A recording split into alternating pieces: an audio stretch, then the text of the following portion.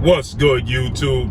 It's your boy, Blue Blood Sports TV, back at y'all with another one. So, former unified lightweight world champion, Australian star boxer, George Kambosos Jr., 20 wins, 1 loss, no draws, 10 wins by way of knockout, 28 years of age, 5'9" with a 68-inch arm reach, responds back to all of the chatter and the talk of his fellow rival and undefeated, newly crowned, undisputed lightweight world champion, superstar boxer, Devin "The Dream" Haney, who has 28 wins, no loss, no draw, 15 wins by way of knockout.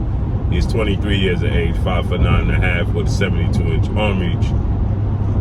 And the possibility of Devin Haney facing undefeated 3-division world champion, superstar boxer, Gervonta Davis, who is 27 wins, no loss, no draw, 25 big wins by way of knockout. He's 27 years of age, 5'5" with a 67-inch arm reach. With that said, that's the fight that everybody's clamoring for. That's the fight everybody wants to see, and that's the fight that Devin Haney wants to have. George Kambosos Jr. reportedly has a rematch clause after his June 4th in the United States, June 5th in Australia showdown, undisputed showdown with Devin Haney, was a lopsided victory for Devin Haney in favor of Devin Haney. Now, George Kambosos Jr. and his team, they stated that they fully expect to activate the rematch clause, which would see an immediate rematch. So, father, trainer, manager, CEO of DHP, Devin Haney Promotions, Bill Haney, he stated that the date in October that Devin Haney put up on his social media is available for Gervonta Davis if Gervonta Davis wants to fight. So I know the waters get muddy and a lot of people get confused, and it's a lot of confusion by choice. Why do you say by choice, Boo? Because it's just this simple. If Gervonta Davis wants to fight Devin Haney, he has options to assure that he can fight Devin Haney next. Okay? He has options to do that. Now, George Kambosos, he states that he hopes Devin Haney is a man of his word and give him the rematch. That's what George Kambosos' response was. That he just simply hopes that Devin Haney is a man of his word, gives him the opportunity that he gave Devin Haney. Well, first and foremost, he didn't have a choice but to give Devin Haney an opportunity because Lou DiBella,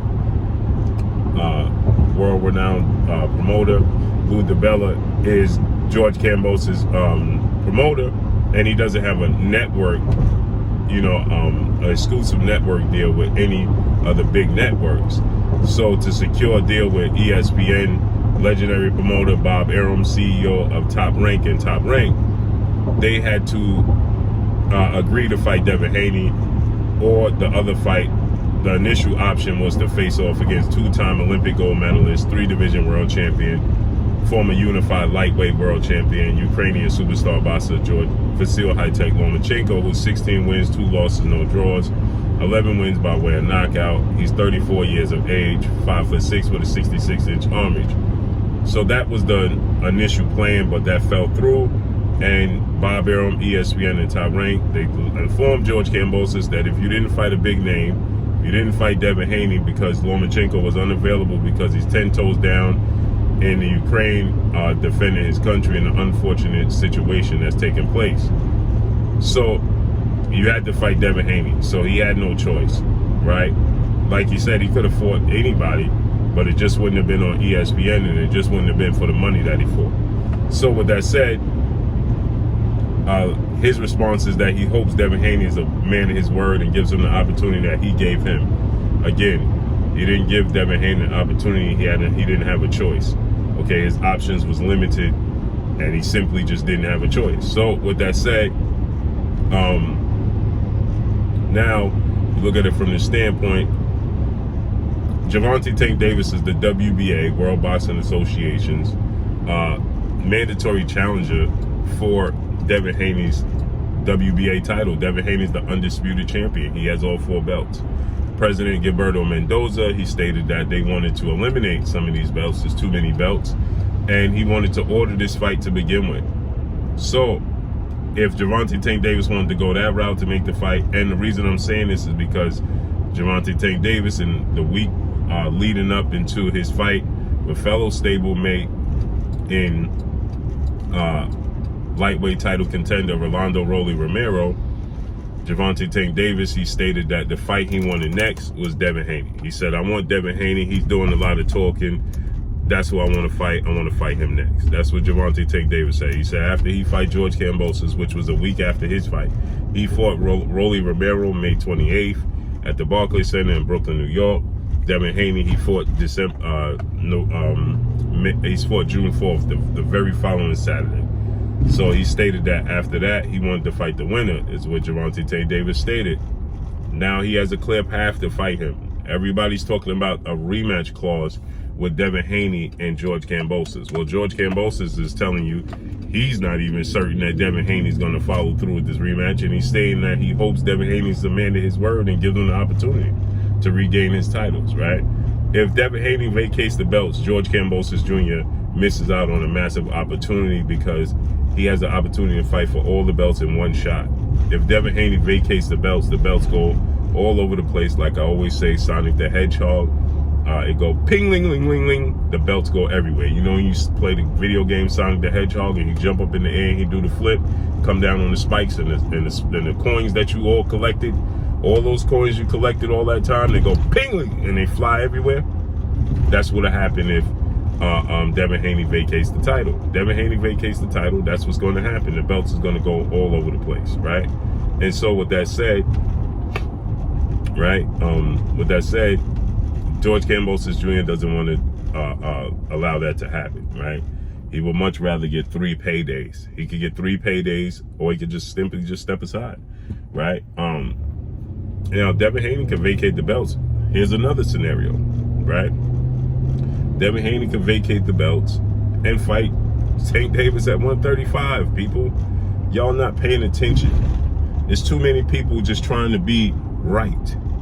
There's too many people just saying, hey, Devin Haney is capping, right? Because you're a detractor of Devin Haney or you're a detractor of Gervonta Tank Davis, right? You're not dealing with facts over feelings. We got to deal with facts over feelings, okay? This is very simple. This is not hard. This is not rocket science, okay? This is not Chinese arithmetic. It's not that hard, okay?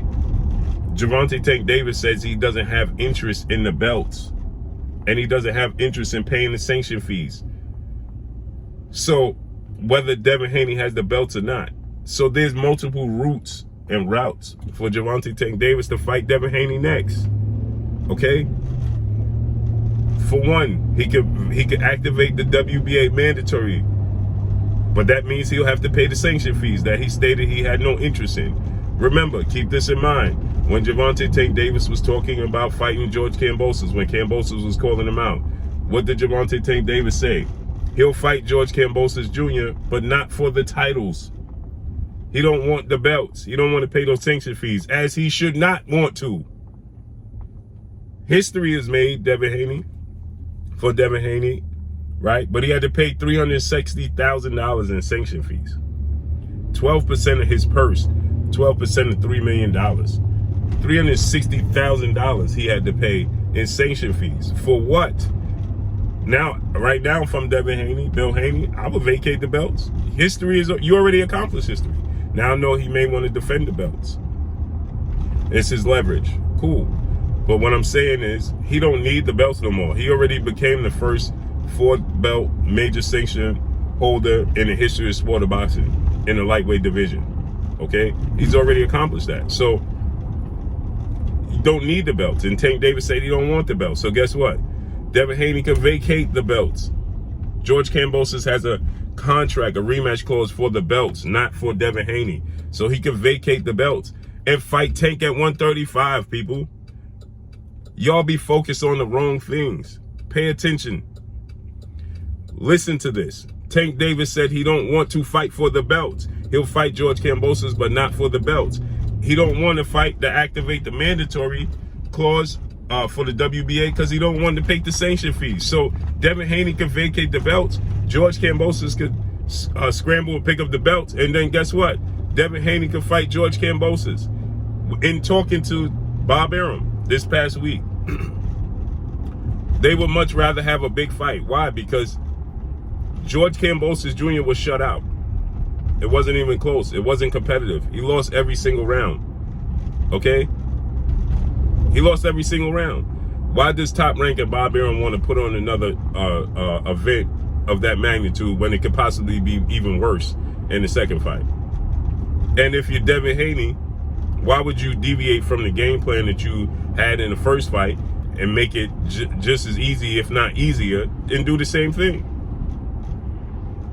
Right? So the outcome is going to be the same if George Kambosos don't get knocked out. Why would Devin Haney deviate from the game plan? Why would he get outside of himself? He won't.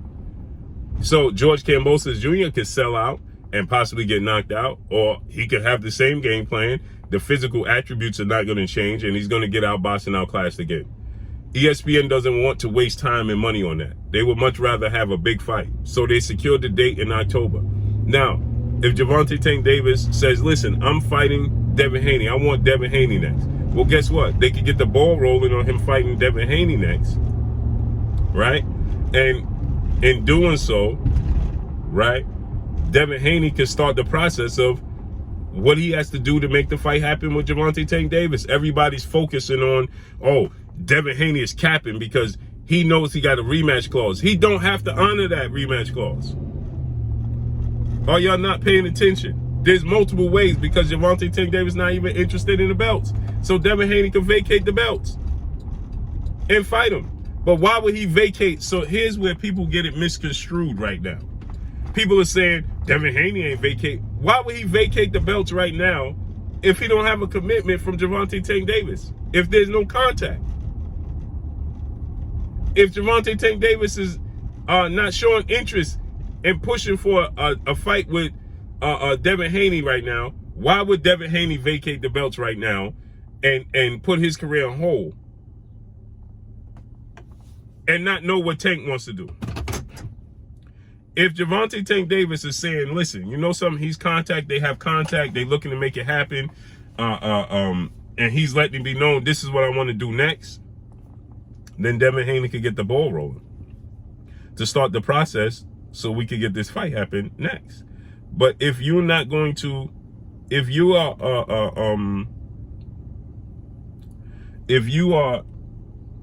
Gervonta Davis and you say, okay, I'm gonna let this unfold and play out in the manner that I want it to play out. To me, I believe that Gervonta Davis wants to make the fight happen with Ryan Garcia next. I believe that's his focal point. Now, he was the one that said that he wanted to fight with Devin Haney. He was the one that told Brian Custer, I'm fighting Devin Haney. That's who I want to fight next. Devin Haney, you know, Devin Haney is doing a lot of talking, and I want to focus on fighting Devin Haney. That's who I want to fight. Right? That's what he said. But I believe that Gervonta Davis is focused on fighting Ryan Garcia, undefeated, lightweight, Mexican superstar title contender. Period. You have people saying that it's a big fight with Ryan Garcia and Gervonta Davis. It is. But it's largely in due part to Gervonta Davis because he's already a big fighter. He's already a big name. He's already established. Okay? So, largely in due part to him. Ryan Garcia has a huge social media following, right? 9 million social media followers. But it don't translate to boxing. He's not doing enormous numbers. He's not doing enormous pay-per-views. He's never been a world champion because he's never even fought for a world title. He has one big name on his resume in Luke Campbell, Olympic gold medalist, British lightweight star title contender. That's it. Ryan Garcia is inactive. He's more of a social media mogul than he is a boxer. Period. So, yes, the storyline, if Gervonta Davis stays with Floyd Mayweather, okay, he stays with Floyd Mayweather, Floyd Mayweather is promoting him, Floyd Mayweather needs to be involved. Salute and respect to Leonard Ellaby. Mayweather promotes his CEO. Respect to Leonard Ellaby, salute to Leonard Ellaby. But if you're going to sell Gervonta Davis versus Ryan Garcia, a big part of the storyline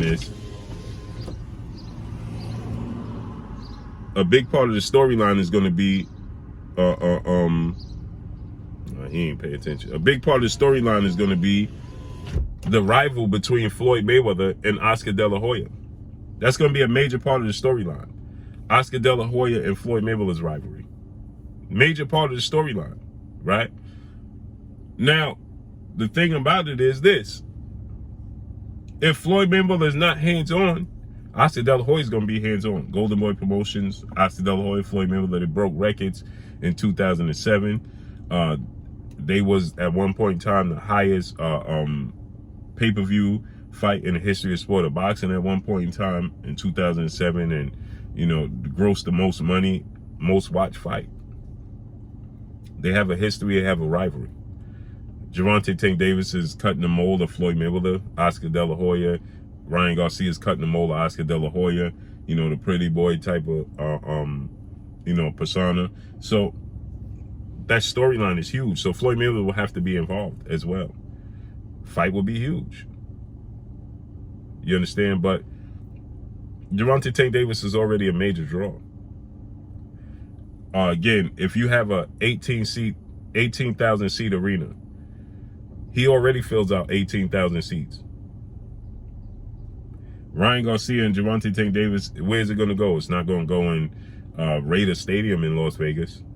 You understand? If it goes to the Barclays Center or MGM Grand in Las Vegas, T-Mobile, it's going to max out. He already maxed out the arena. They're not going to put extra seats in it. You understand? So he's already selling out arenas. He already broke the live gate at Barclays Center for $5 million for a boxing event. Right? Let's say he do it again. How much bigger can he make the fight with Ryan Garcia?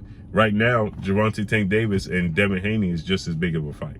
If it's bigger fight than Ryan Garcia and Gervonta Davis. It's a bigger fight. So with that said, you have Ryan Garcia, 9 million social media followers. Errol Spence has 900,000. Is Ryan Garcia a bigger draw? He earns more revenue than Errol Spence? Not even close. Not even close. He's never even garnered $1 million in guaranteed purse yet. So it's not close. Yeah, we have we always like to bank on this whole notion that we need a Mexican fighter to be involved because they support. Yeah, they support the fight. For sure, it's a big fight. But you put Devin Haney and Gervonta Davis together, it's going to do a big numbers. Just as big as Ryan Garcia, period. So with that said, if the fight wanted to be made, it can be made. Point blank and period. So all of the talk of the rematch clause and all of that is null and void. But that's all I got for y'all. Make sure you hit the like button. Drop a comment in the comment section. Let me know what y'all think. Y'all already know what it is. It's your boy Blue Blood Sports TV. Hate, like, comment, and subscribe. You haven't subscribed, hit the subscribe button, hit the like button, hit the bell icon to get all the new notifications. Follow me on Instagram at Blue Blood Sports TV, all one word. Y'all already know what it is. Shout out to the entire LDBC. Shout out to New Media. Shout out to Black Media Row. Make sure you like and share the videos. That's all I got for y'all. Peace.